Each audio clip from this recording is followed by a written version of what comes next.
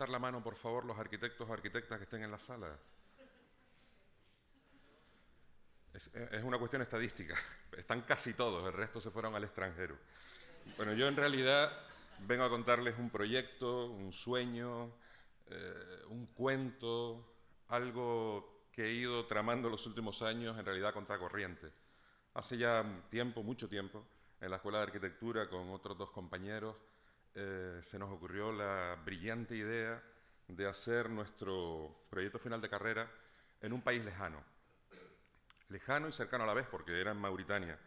La mayoría de nuestros compañeros se dedicaban en aquel entonces a hacer proyectos de grandes hoteles, palacios de congresos, estaciones para cruceros, y a nosotros nos preocupó la mejora del hábitat, conseguir unas viviendas sencillas, de piedra, que aquellas gentes pudieran utilizar con precios reducidos.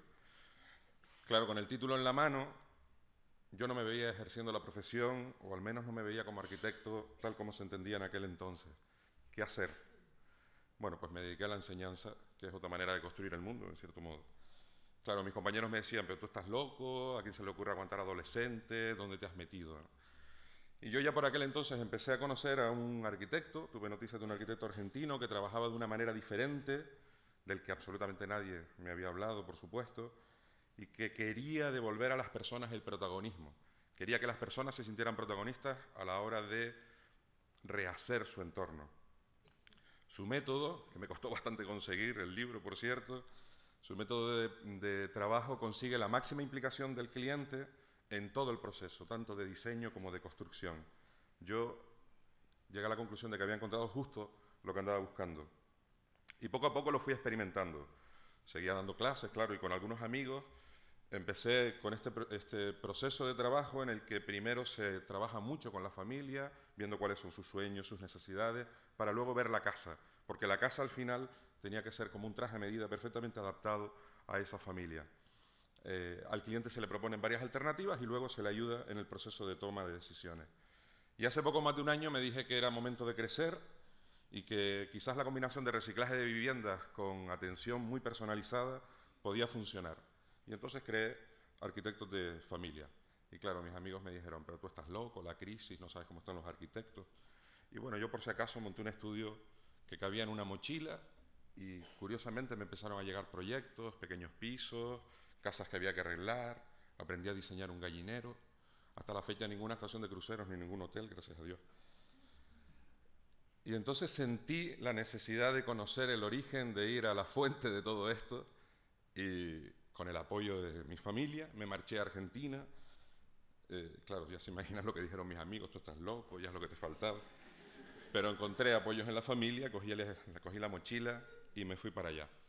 Y me encontré allí con Rodolfo Livingston, con el creador de toda esta idea, que está joven a pesar de sus 84 años, que guarda en esa estantería que tiene detrás aproximadamente unas 3.000 carpetas del trabajo de los últimos 40 años atendiendo a las familias y que uno a uno ha ido resolviendo caso a caso de cada familia con soluciones creativas. No existen soluciones estándar, no hay viviendas estándar porque no hay familias estándar. Y Rodolfo sigue cogiendo el teléfono y atendiendo a las familias entusiastamente, 40 años después escuchándole, evidentemente se ha hecho una persona sabia.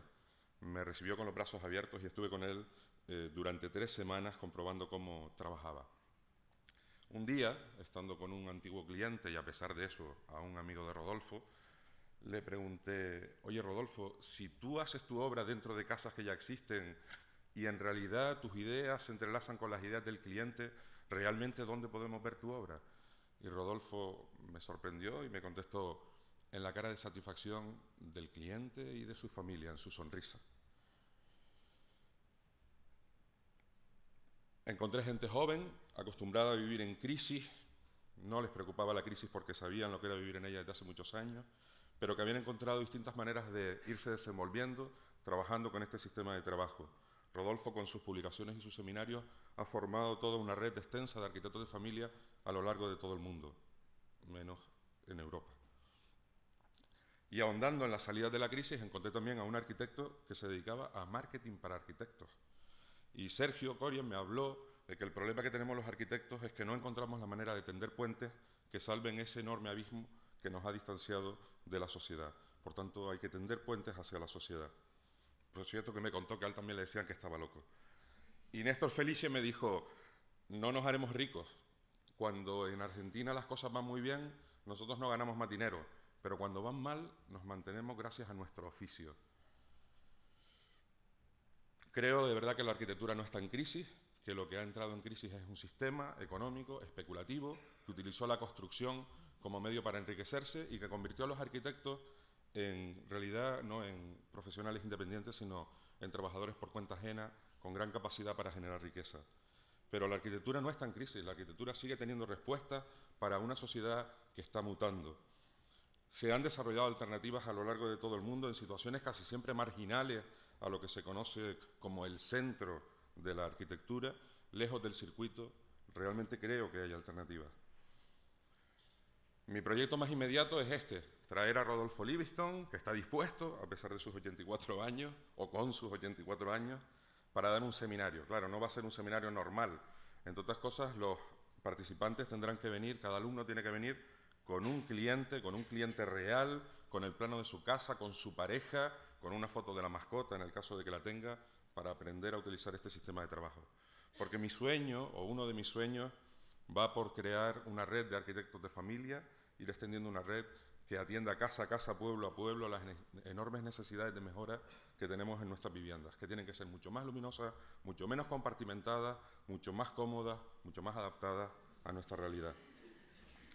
Ya sé lo que están pensando y qué quieren que les diga. Cada vez que me lo dicen me funciona, así que me basta que crean que es posible, porque de esa manera el sueño se irá haciendo realidad.